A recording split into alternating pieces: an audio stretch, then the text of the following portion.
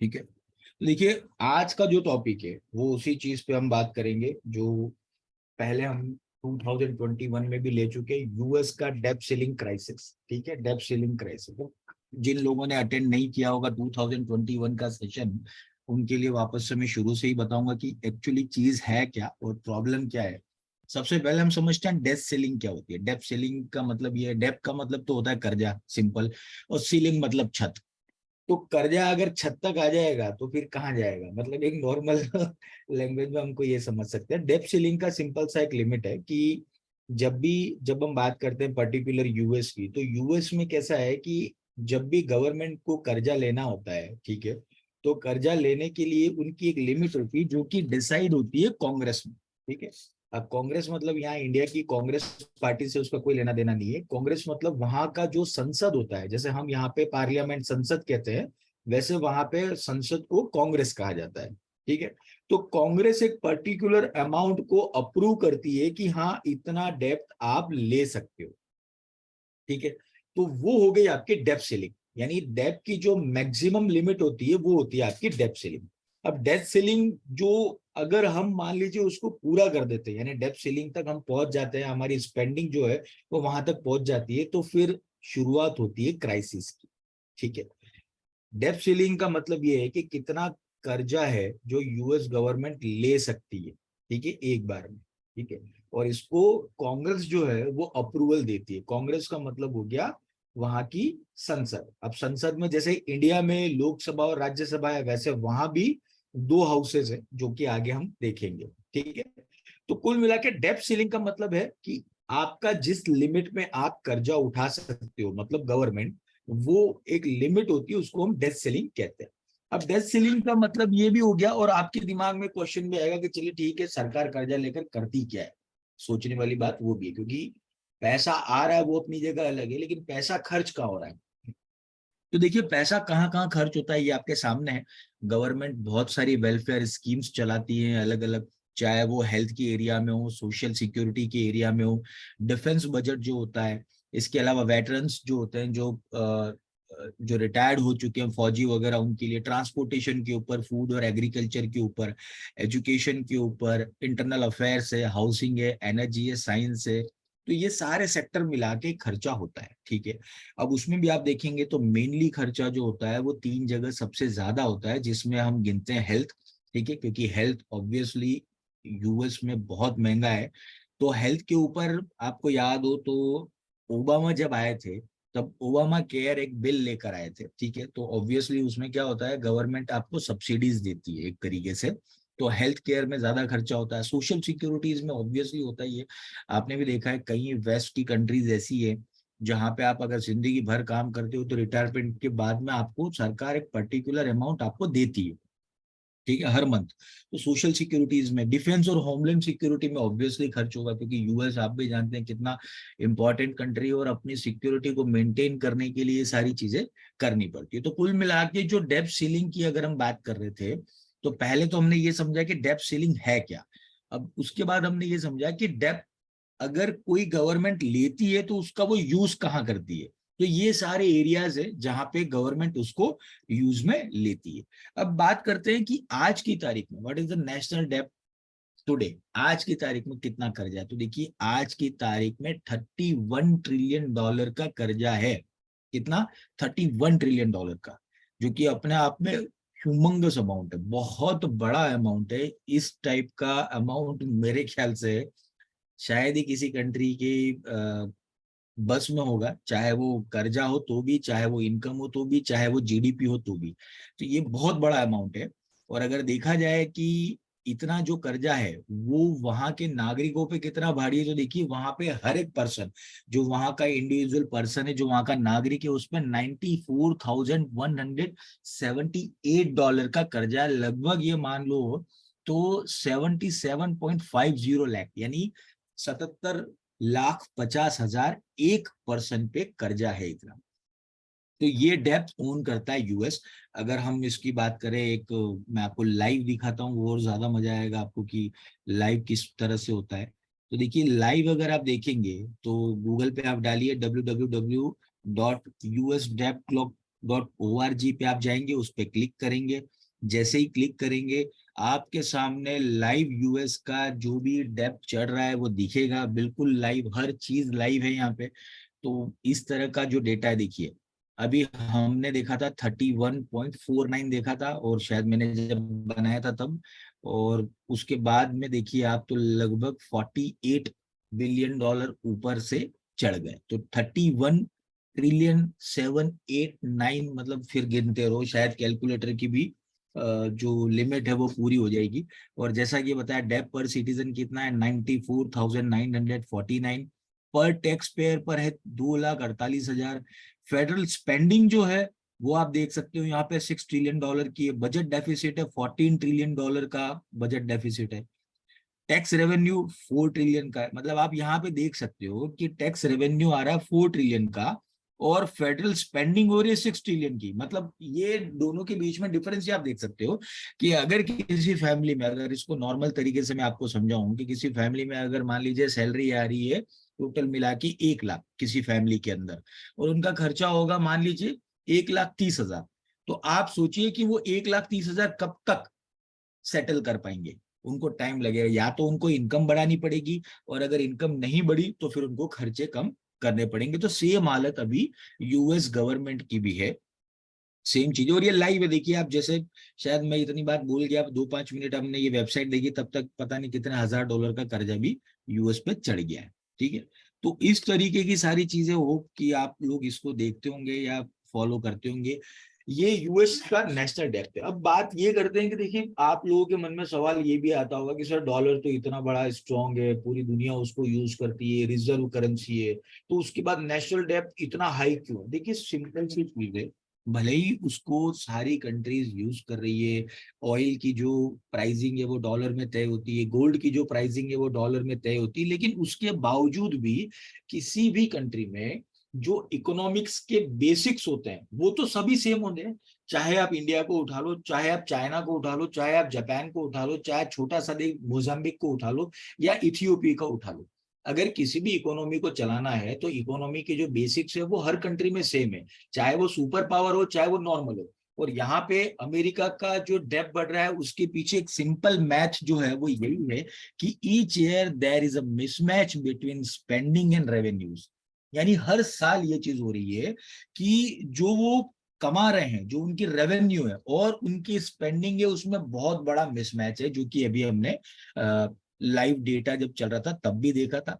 2 trillion dollar का तो अभी हमको दिख रहा है।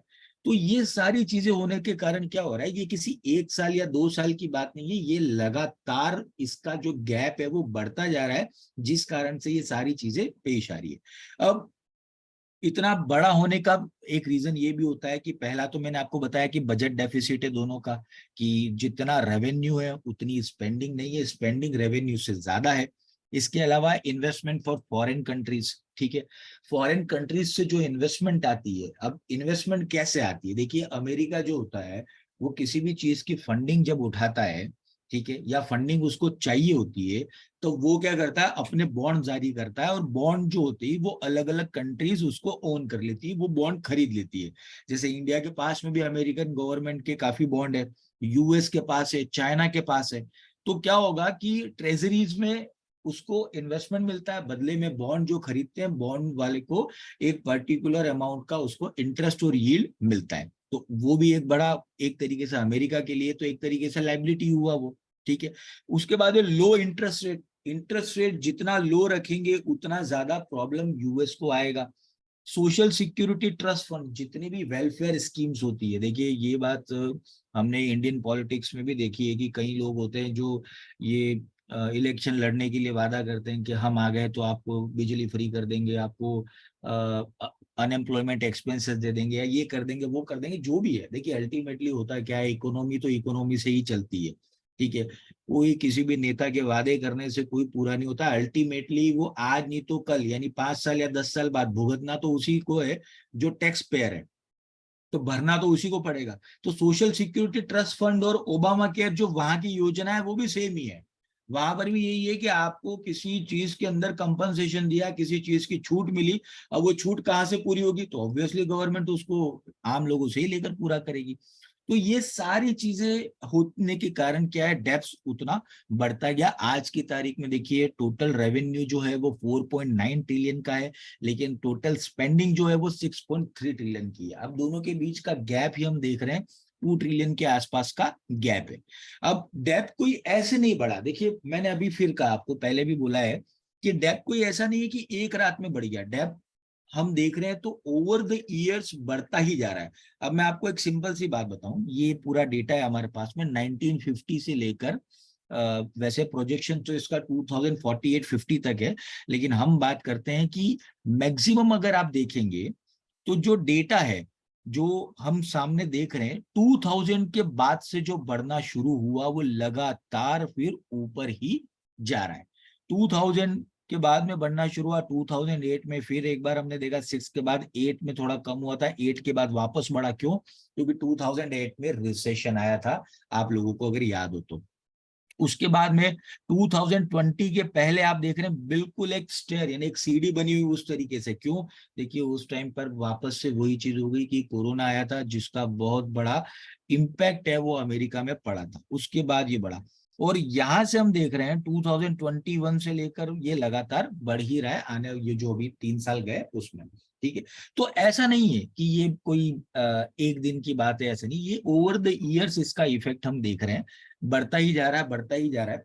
वो तो ठीक है, अगर यूएस डॉलर नहीं होता, मान लीजिए अगर यूएस की जो डॉलर करेंसी है अगर वो मान लीजिए रिजर्व करेंसी नहीं होती या वर्ल्ड की टॉप यूजेबल करेंसी नहीं होती, तो आज की तारीख में यूएस कब से कोलैप्स हो चुका होता, कब से, मतलब मेरा मतलब है आज से शायद 10 साल पहले ही यूएस कोलैप्स हो चुका होता, लेकिन डॉलर है इसीलिए बचा हुआ है, सीधी सी बात है।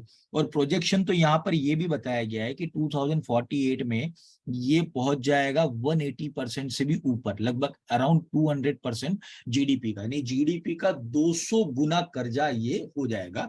तो उसके बाद ये मान के चलिए कि वापस आना बहुत मुश्किल है, बहुत मुश्किल है, किसी भी कंट्री के लिए वापस आना बहुत मुश्किल है। जस्ट इतना समझ लीजिए कि अगर आप लोग न्यूज़पेपर पढ़ते हैं या आप लोग न्यू टीवी चैनल देखते हैं या कहीं से भी अगर किसी वर्ल्ड अफेयर्स की जानकारी लेते हैं, तो आज पाकिस्तान जिस हालत में है उस हालत से नॉर्मल आने में मेरे ख्याल से कोई चांस नहीं है, ये हो ही नहीं सकता है। आप लिख के ले लो कि आने वाले टाइम में पाकिस्तान कोलैप्स हो जाएगा, कम से कम 2 से 3 कंट्रियां उससे टूट के बनेगी। क्योंकि इकोनॉमिकल कोलैप्स ऐसी चीज है जो आपके देश में गृह युद्ध के हालात बना देता है और वहां पर हालात सेम है। तो अगर वो हालात अगर यहाँ नहीं सुधरे या इस तरीके से इसको ओवरकम नहीं किया गया, तो शायद मेरे ख्याल से यूएस की भी हालत आने वाले टाइम में बहुत खराब होने वाली है, मतलब ढलान उसकी शुरू हो जाएगी। अब बात करते हैं कि नेशनल डेब्ट जो है वो क्या कॉस्ट कर रहा है, मतलब ठीक है नेशनल डेब्ट तो है ही है, पर कॉस्ट क्या कर रहा है। तो देखिए कॉस्ट अगर उसकी देखनी है आपको तो बहुत ही सीरियस डेटा है कि every day 1.3 billion dollar interest में जा रहे हैं। देखिए ये कितनी बड़ी बात है कि हर दिन 1.3 बिलियन डॉलर तो उनको इंटरेस्ट पे करना पड़ रहा है, जिससे क्या हो रहा है कि उनकी जो एक्चुअली इनकम है वो जा रही है इंटरेस्ट के अंदर। तो फिर आप कैसे करोगे, मतलब कर्ज के जाल में फंस चुके हैं। जनरली हमने पेपर में पाकिस्तान के बारे में ही पढ़ा हुआ है कि कर्ज के जाल में फंस गया, पर यूएस को कभी कोई टारगेट नहीं करता। क्यों? क्योंकि देखिए ऑब्वियसली मीडिया भी है वो कहीं ना कहीं तो बायस्ड होता ही है, पर सेम हालत यूएस की ही है। और अगर यहाँ से देखें कि इन 10 ईयर और interest will near triple from where it is today, यानी अगर यही स्थिति रही तो जो इंटरेस्ट रेट है उसको 3 गुना करना पड़ेगा। Interest will become the fastest growing part of federal budget. तो इस तरीके से मैनेजेबल नहीं हो पाएगा, ठीक है। तो कुल मिला के अगर हम समझें तो यूएस की जो इकोनॉमी के बेसिक्स हैं वो पूरी तरह से अभी जो करंट कंडीशन है उसमें बिल्कुल हिले हुए हैं, बिल्कुल ही हिले हुए हैं। अब ऐसा नहीं है कि ये सारी चीजें हुई तो जो वर्ल्ड की अलग अलग संस्थाएं हैं जिसमें वर्ल्ड बैंक हो गया, आईएमएफ हो गया, इंटरनेशनल मॉनेटरी फंड ने क्लियर कट बोल दिया ये 18 में, यानी आज का ही न्यूज है एक तरीके से, कि IMF wants US default would have serious repercussion worldwide. अगर मान लीजिए यूएस ने डिफॉल्ट किया, ठीक है, या फिर जो उनकी डेब्ट सीलिंग के ऊपर जो चर्चा हो रही है, जो बातचीत हो रही है, अगर वो फ्रूटफुल नहीं हो पाई, कोई रिजल्ट नहीं निकला, तो फिर वर्ल्ड जो है उसमें बहुत ज्यादा प्रॉब्लम्स आ चुकी हुई। ठीक है, तो ये IMF ने भी वार्न कर दिया है और अपने आप में काफी सीरियस चीज है ये यूएस के लिए। ठीक है, और बात करते हैं कि अगर मान लीजिए डेप लिमिट जब, क्योंकि अब इतनी सारी प्रॉब्लम्स आ चुकी है, तो ऑब्वियसली यूएस के जो भी गवर्नमेंट के जो चीफ है जैसे जो बाइडेन है, वो बातचीत में लग गए हैं। ठीक है, अगर मान लीजिए कि ये डेप्थ सीलिंग अगर नहीं बढ़ाई गई या फिर उसको सस्पेंड कर दिया गया कि नहीं, आपकी जो डेप्थ है उसी लिमिट में आप काम करिए, अगर इस तरह की बात हुई तो क्या होगा? देखिए सीधी सी बात है कि जैसे ही ऐसा होगा तो सबसे पहली बात तो ये होगी कि यूएस गवर्नमेंट के पास जो पैसा है वो खत्म हो चुका होगा। ठीक है, नया डेप्ट उसको मिलेगा नहीं। ठीक है, और इसके अलावा जो यूएस गवर्नमेंट के जो बिल है वो नहीं चुका पाएंगे। ठीक है, जिसमें इंटरेस्ट रेट भी आ गया, या फिर बॉन्ड होल्डर्स को जो दिया जाने वाला पैसा है वो भी आ गया, मिलिट्री की सैलरी नहीं होगी, और जो रिटायर हो चुके हैं उनको बेनिफिट्स नहीं मिलेंगे। तो आप सोच सकते हो कि ये कितनी शर्मनाक बात होगी दुनिया की ऐसी गवर्नमेंट के लिए जो कि वर्ल्ड की सुपर पावर कहलाती है। तो ये हो सकता है अगर डेप्थ लिमिट जो है, डेप्थ सीलिंग जो है वो बढ़ाई नहीं गई तो। अब ये सारी चीजें हो रही है तो ऑब्वियसली गवर्नमेंट भी अपनी जगह पे सारी चीजें कर ही रही होंगी, कुछ ना कुछ काम तो चल ही रहा होगा, एक दूसरे से बातचीत चल रही होगी, सारी चीजें हो। पर देखिए यहाँ पे जब कहते हैं ना, मैंने आपको पहले भी कहा है कि अगर हम बात करते हैं इकोनॉमी की तो वहां हम पॉलिटिक्स को अलग नहीं रख सकते हैं। इकोनॉमी और पॉलिटिक्स दोनों साथ ही चलते हैं, इसीलिए मैंने कहा पॉलिटिकल जितनी भी खबरें होती हैं उसमें भी थोड़ा सा ध्यान दीजिए। अब यहाँ पे पॉलिटिक्स आ जाती है, पॉलिटिक्स कहाँ आती है? देखिए मैंने आपको कहा था कि यूएस का जो संसद है उसको कहा जाता है कांग्रेस। कांग्रेस में दो सदन होते हैं, जैसे इंडिया के अंदर लोकसभा और राज्यसभा है, उसी तरीके से यूएस में हाउस ऑफ रिप्रेजेंटेटिव और सीनेट, ये दो सदन होते हैं। अब हाउस ऑफ रिप्रेजेंटेटिव का मतलब हो गया हमारे यहाँ की लोकसभा के बराबर। ठीक है, अब यहाँ पे आप डेटा जो देख रहे हैं वो आपके सामने है। सामने क्या है देखिए, ऑब्वियसली हमारे यहाँ पे बहुत सारी पार्टीज हैं, लेकिन यूएस में केवल दो पार्टी है, डेमोक्रेटिक और रिपब्लिकन। डेमोक्रेटिक यानी जो बाइडन, रिपब्लिकन यानी डोनाल्ड ट्रंप। ठीक है, यहाँ पे हम देखें पार्टी, अगर देखें दोनों की सीटें देखें तो देखिए डेमोक्रेटिक के पास में टोटल है 216 और रिपब्लिकन के पास है 213। ठीक है, तो एक तरीके से उसके बाद जब जनवरी और मार्च में चुनाव हुए 2023 में, तो इनकी सीटें बढ़ गई, 2013 से हो गई ये 2022, और ये 213 ही है और ये 222 ही है। तो वोट शेयरिंग परसेंटेज अगर देखें तो 49% डेमोक्रेटिक के पास है, 51% रिपब्लिकन के पास में। तो रिपब्लिकन के पास में अभी यहाँ पे मेजोरिटी कहाँ पे? हाउस ऑफ रिप्रेजेंटेटिव में। ठीक है, अब बात करते हैं सीनेट की। ठीक है, सीनेट में थोड़ी सी पिक्चर अलग है। सीनेट भी अगर हम बात करते हैं तो डेमोक्रेटिक और रिपब्लिकन जो है उसमें हम देखें तो 2 और 3 इंडिपेंडेंट का उनको फायदा मिल गया। डेमोक्रेटिक को तो उसके पास 51% वोट शेयर है और रिपब्लिकन के पास में है 49%। तो मतलब यहाँ पे हम देख रहे हैं सीनेट में डेमोक्रेटिक पार्टी आगे है और हाउस ऑफ रिप्रेजेंटेटिव में रिपब्लिकन पार्टी आगे। ठीक है, तो इसीलिए यहाँ पे टाइम लग रहा है। ठीक है, अब इस चीज को हम यूं समझ सकते हैं कि जैसे मान लीजिए मोदी जी भी अगर कोई बिल लेकर आते हैं तो ऑब्वियसली उसको लोकसभा से भी पास करना है और राज्यसभा से भी पास करना है। दोनों जगह से जब वो पास होगा तब जाके वो कानून बनेगा। तो सेम चीज यहाँ यूएस में भी अप्लाई होती है कि सीनेट में और हाउस ऑफ रिप्रेजेंटेटिव, ये दोनों जगह से अगर मान लीजिए पूरे बहुमत के साथ में अगर ये पास होता है तो डेप्थ की लिमिट जो है वो बढ़ेगी, वरना डेप्थ की लिमिट नहीं बढ़ पाएगी। ठीक है, और इसी चीज का जो बेनिफिट है या इसी चीज से जो कॉन्सिक्वेंसेज है उसके सीधे हम मार्केट में देख रहे हैं। मार्केट में आप देख रहे होगे कभी अचानक से US 100 ऊपर जाने लग रहा है, कभी अचानक से US 100 नीचे आने लग रहा है। गोल्ड में जो मूवमेंट हो रही है कुछ पता नहीं चल रहा है, यानी मतलब बिना बात की मूवमेंट चल रही है। क्यों? क्योंकि जब भी इससे जुड़ी हुई कोई भी न्यूज आती है, डेप्थ सीलिंग से जुड़ी हुई कोई भी न्यूज आती है, मार्केट तुरंत रिएक्शन दे रहा है, और जैसे ही न्यूज खत्म हो जाती है मार्केट स्लो हो जाता है, फिर कोई नई चीज आती है फिर मार्केट रिएक्शन दे रहा है। तो इस तरह की सारी चीजें चल रही है। अब बात यह है कि उन्होंने क्लियर कट बोल दिया है कि जून तक का हमारे पास में पैसा है, जून के बाद में हमारे पास कोई पैसा नहीं है। तो जो भी रिजल्ट निकालना है उनको जून के पहले और दूसरे वीक में निकालना पड़ेगा। अगर जून का दूसरे वीक तक कोई चीज नहीं निकली या जून के पहले और दूसरे वीक तक अगर मान लीजिए दोनों पार्टियों के अंदर किसी एक बात पे सहमति नहीं बनी, तो फिर मान के चलिए कि डॉलर बहुत बुरी तरीके से गिरने के चांसेस बनते हैं। ठीक है, क्योंकि मैंने आपको पॉलिटिकल स्थिति दिखा दी यहाँ क्या है।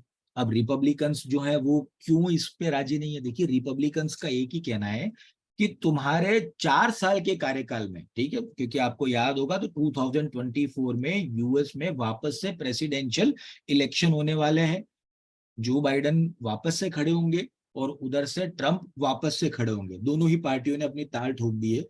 तो प्रॉब्लम यह है कि रिपब्लिकन्स ये बोल रहे हैं कि भैया 4 साल पहले भी आपने बढ़ाया था और 2 साल ही कंप्लीट, 3 साल ही कंप्लीट हुए और आप फिर बढ़ा रहे हो, तो आप इतना खर्चा कर कहाँ रहे हो। एक्चुअली में यूएस ये पहली बार ऐसा हुआ है कि किसी एक ही प्रेसिडेंट के कार्यकाल में 2 बार डेब्ट सीलिंग बढ़ाया जाएगा, ये पहली बार हुआ है। तो ये अपने आप में इंपॉर्टेंट है। और वैसे भी रिपब्लिकन हमेशा से इस चीज के विरोध में है कि आप लोग जो स्पेंडिंग कर रहे हो वो बिल्कुल बेफालतू है। बेफालतू क्यों है, क्योंकि देखिए जब रशिया यूक्रेन वॉर चल रहा है तो आज की तारीख में यूक्रेन को सबसे ज्यादा फंडिंग देने वाली अगर कोई कंट्री है तो वो यूएस है। उसके बाद यूरोपियन कंट्रीज दे रही है। ठीक है, अब यूएस जब इतना बड़ा बनकर आगे आया है तो नुकसान किसको हो रहा है, उसी की कंट्री की इकोनॉमी को, वहां के लोगों को और उसकी गवर्नमेंट को। तो देखिए एक छोटा डिसीजन भी होता है ना, वो कहीं ना कहीं उस देश के नागरिकों को भुगतना पड़ता है। ठीक है, क्योंकि ऑब्वियसली रशिया और यूक्रेन लड़ा रहे हैं तो भैया आपको बीच में जाने की जरूरत कहाँ है। लेकिन अगर आप बीच में गए हो, आपने फंडिंग का वादा किया है, तो पहले आप अपनी कंट्री को संभालो, फिर दूसरे की कंट्री की आप बात करो। तो सेम चीज इसीलिए इसीलिए रिपब्लिकन पार्टी जो है वो मना कर रही है कि हम इस चीज को पीछे नहीं हटेंगे। हम सीधी सी बात है ये चाहते हैं कि आप अपनी स्पेंडिंग जो है वो कम करो, कटौती करो। तो कुल मिला के रिपब्लिकन ये चाहते हैं कि बजट में कटौती होगी तो हम आगे बात करेंगे। अब इस बात को लेकर रोज कुछ न कुछ नई चर्चा हो रही है। लेटेस्ट न्यूज यही है कि बाइडेन और मैकर्थी, मैकर्थी कौन है, तो वो वहां के जैसे लोकसभा अध्यक्ष होते हैं वैसे वहां पे यूएस में लोकसभा के अध्यक्ष एक तरीके से हाउस ऑफ रिप्रेजेंटेटिव के। ठीक है, उन्होंने ये बात बोली कि यूएस वोट डिफॉल्ट एज डेप्ट टॉक्स इंच फॉरवर्ड, यानी डेप्ट की जो लेकर जो टॉक चल रही है वो थोड़ा सा आगे बढ़ी है, उन्होंने ये बात बोली है। तो ये बहुत ही इंपॉर्टेंट चीज है। जैसे जैसे इस तरह की चीजें आएंगी मार्केट रिएक्ट करेगा और अपने आप में बहुत बड़ा इसका एक रिपरकशन हम देखेंगे। और ऐसा नहीं है, देखिए यूएस को हम ये मान के चलते हैं कि बहुत बड़ा है, सुपर पावर है, सब चीजें हैं। लेकिन देखिए कहीं ना कहीं यूएस के अंदर भी अगर हम टेक्निकली देखते हैं तो बहुत सारे लूप होल्स हैं। उनकी इकोनॉमी कोई उतनी ज्यादा साउंड नहीं है जितनी साउंड वो दिखाने की कोशिश करते हैं, क्योंकि दुनिया के सामने उनका डेब्ट का जो डेटा है वो सामने है। हम भी चीज को देख रहे हैं। अगर मैं डेब्ट टू जीडीपी रेशियो की बात करूं तो इंडिया का 40-45% जो है वो डेब्ट टू जीडीपी रेशियो है। मतलब अगर हम 100 रुपए कमा रहे हैं तो 45 या 50 रुपए हमको कर्ज चुकाने में लगते हैं। तो वो फिर भी ठीक है, समझ में आती है बात। लेकिन यहाँ पे डेब्ट टू जीडीपी रेशियो जो है वो 120-140 तक जा रहा है। मतलब 100 रुपया हम कमाने के बाद भी 120 रुपया, 140 रुपया अगर हम चुका रहे हैं तो फिर ये बात बहुत ही प्रॉब्लमेटिक होती है। तो इस बात को लेकर सारी चीजें चल रही है, आपस में पार्टियां जोड़ तोड़ कर रही है, कुछ न कुछ जुगाड़ बिठा रहे हैं, सब लोग अपनी अपनी चीजें कर रहे हैं। और आप सोच सकते हो कि इस चीज को लेकर बाइडेन कितने सीरियस है। सीरियस ये है कि देखिए अभी 2 दिन बाद ही क्वाड की समिट थी। क्वाड का मतलब आप मतलब शायद आप लोग जानते होंगे, क्वाड में 4 कंट्रीज है, ऑस्ट्रेलिया, इंडिया, जापान और यूएस। इन लोगों ने चाइना को काउंटर करने के लिए एक ग्रुप बनाया जिसका नाम है क्वाड। अब क्वाड की मीटिंग होने वाली थी, मोदी जी भी ऑस्ट्रेलिया जा रहे थे, लेकिन ये कैंसिल किया बाइडेन ने। क्यों कैंसिल किया, क्योंकि देखिए ऑब्वियसली अगर बाइडेन अभी निकल जाएंगे तो ये जो डेब्ट को लेकर जो टॉक है वो कौन संभालेगा। ठीक है, तो कहने का मतलब कि ये जो प्रॉब्लम है कोई छोटी मोटी प्रॉब्लम नहीं, यूएस के लिए ये बहुत बड़ी प्रॉब्लम है। और ये प्रॉब्लम इसीलिए भी बड़ी हो जाती है क्योंकि नेक्स्ट ईयर जो है वो इलेक्शन आने वाला है 2024 का। अगर मान लीजिए इस इशू को अच्छे से हैंडल अगर डेमोक्रेटिक पार्टी या जो बाइडेन हैंडल नहीं कर पाते हैं तो फिर उसका सीधा इंपैक्ट उनको 2024 के प्रेसिडेंशियल इलेक्शन में देखना पड़ेगा। ठीक है। अब क्वाड समिट जो है वो था, अब पहले होना था G7, G7 होने वाला था जापान में। वहां पे Modi ji special invitee guest थे। तो जापान वाला शायद से जा रहे हैं ये, अभी कंफर्म नहीं है, फिर भी अभी एक न्यूज ये आई थी कि जा रहे हैं, एक न्यूज ये भी पढ़ी मैंने कि नहीं जा रहे हैं, तो अभी कंफर्म मैं नहीं कह सकता हूँ कि जा रहे हैं नहीं जा रहे हैं। तो G7 में भी जा रहे हैं, G7 में मोदी जी वहां पे स्पेशल इनवाइटी गेस्ट हैं। उसके बाद में बाइडेन जाने वाले थे Papua New Guinea. Papua New Guinea Australia के पास में एक आइलैंड है, ठीक है, जिसको चाइना एक तरीके से चाहता था काउंटर करना, लेकिन चाइना को वहां से हटाने के लिए एक मीटिंग प्रस्तावित की गई थी। और आप सोचेंगे पपुआ न्यू गिनी के अंदर जब पता लगा कि जो बाइडेन वहां आ रहे हैं, तो अभी तक वहां पे यूएस का कोई प्रेसिडेंट नहीं गया था। तो जिस दिन बाइडेन आने वाले थे, उस दिन पपुआ न्यू गिनी के अंदर नेशनल हॉलीडे घोषित कर दिया गया। लेकिन एंड टाइम पे जब बाइडेन ने इसको कैंसिल कर दिया, तो कुल मिला के सारी चीजें प्रॉब्लमेटिक है। अभी यूएस के लिए कोई इतना इजी नहीं है चीजों को हैंडल करना, और इसी चीज के कारण आगे जाके सारी प्रॉब्लम्स जो है वो यूएस की इकोनॉमी में आएगी। अब इसका जो हम देखते हैं कि इफेक्ट है वो मार्केट में क्या पड़ेगा, देखिए सिंपल सी चीज है कि आज हम इस टॉपिक को डिस्कस ही इसीलिए कर रहे हैं क्योंकि यहाँ पे यूएस डॉलर इन्वॉल्व है। अगर कोई और करेंसी होती तो हम लोग उसके ऊपर डिस्कशन नहीं करते, लेकिन यूएस डॉलर है तो उसका इफेक्ट US 30 पे पड़ेगा, US 100 पे पड़ेगा, कहीं ना कहीं German 30 पे पड़ेगा, यूरो यूएसडी पे पड़ेगा, जीबीपी यूएसडी में पड़ेगा, यानी यूएस डॉलर से जुड़ी सारी करेंसी पैर पे पड़ेगा, और साथ ही साथ गोल्ड पे भी पड़ेगा। ठीक है, गोल्ड पे भी पड़ेगा। तो ये सारी चीजें जो हैं वो हमें कैसे समझ में आएगी, देखिए सिंपल सी बात है, हम यहाँ पे कोई डेटा नहीं है कि प्लस आ गया या माइनस आ गया तो हम रिजल्ट पे आ गए, नहीं। यहाँ पे थोड़ी सी मैच्योरिटी आपको दिखानी पड़ेगी। जैसे आप लोग कहीं मुझे पूछते हैं कि सर डेटा आ गया, पॉजिटिव आया, उसके बावजूद भी मार्केट ऊपर गया, नीचे जाना था, ऐसा वैसा। तो देखिए होता ये है कि जब भी कभी ऐसा आपके मन में डाउट आता है, तुरंत न्यूज देखें।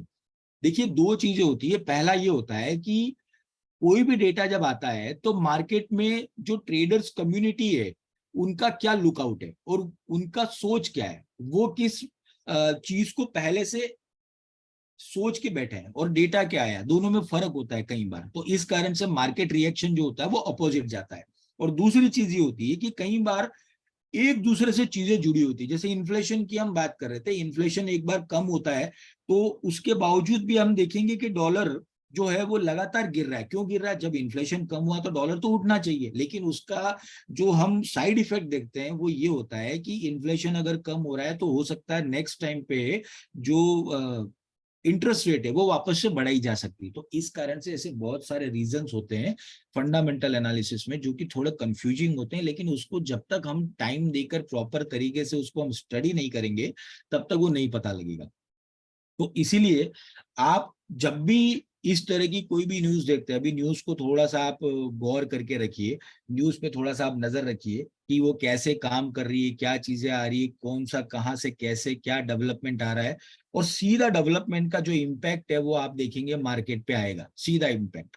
ठीक है, अगर मान लीजिए टॉक पॉजिटिव हो रही है, और पॉजिटिव होने के बावजूद एक चीज ध्यान रखना कि अगर डेप्थ सीलिंग अगर बढ़ाई जा रही है तो फिर एक तरीके से डॉलर के लिए पॉजिटिव है। अगर पॉजिटिव टॉक हो रही है लेकिन डेप्थ सीलिंग बढ़ाई नहीं जा रही है, उसमें स्पेंडिंग कट की बात हो रही है, तो फिर मान के चलिए डॉलर उस तेजी से ऊपर नहीं जाएगा जिस तेजी से जाना चाहिए। ठीक है, क्योंकि फेडरल बजट में कटौती आज की तारीख में अगर हम बात करें कि मोदी सरकार को अपनी जो भी गवर्नमेंट स्पेंडिंग है उसमें कटौती करनी पड़ेगी, तो क्या कैसे कटौती करेंगे, वो कटौती ये करेंगे कि अगर मान लीजिए उनके काफिले में 50 कारें चलती है तो 50 की वो 20 करेंगे। ठीक है, अगर वो पर्सनल प्लेन से जा रहे हैं तो फिर उसको अवॉइड करेंगे, उसको आप शेयरिंग में यूज करेंगे। मतलब इस तरीके से गवर्नमेंट अपनी स्पेंडिंग कम करती है। नरेगा का बजट है वो कम किया जाएगा, प्रधानमंत्री आवास योजना का बजट कम किया जाएगा, या जो भी गवर्नमेंट की सोशल वेलफेयर स्कीम्स होती है उसका बजट कम किया जाएगा। तो ओवरऑल अगर कोई सोशल वेलफेयर का भी अगर मान लीजिए आप बजट कम करते हो तो अल्टीमेटली वो कंट्री के लिए एक तरीके से नेगेटिव ही होता है। तो इसीलिए इस पूरी चीज को समझने के लिए, ध्यान रखने के लिए, नजर रखने के लिए आप सभी से मेरा रिक्वेस्ट यही है कि अब जो भी न्यूज आ रही है, स्पेशल आप एक फिल्टर लगा दो यूएस डेब्ट क्राइसिस, और उससे जुड़ी हुई खबरें जो फ्लैश न्यूज होती है, जो जल्दी आती है, मतलब पुरानी बात नहीं कर रहा हूं, अभी तक का अपडेट तो आपको मिल गया है, इससे आगे का अपडेट जो भी आएगा उसका इम्पैक्ट सीधा आपको मार्केट में देखने मिलेगा। ठीक है, तो होप कि ये सेशन आपको समझ में आया होगा, आपको पूरी तरह से मैं डेप्थ सीलिंग समझाने में सफल रहा हूं ऐसा मैं सोचता हूं। आप लोगों को ये सेशन कैसा लगा मुझे जरूर बताएं, और आज के सेशन से जुड़ा हुआ अगर कोई सवाल है तो आप मुझसे पूछ सकते हैं। Thank you very much.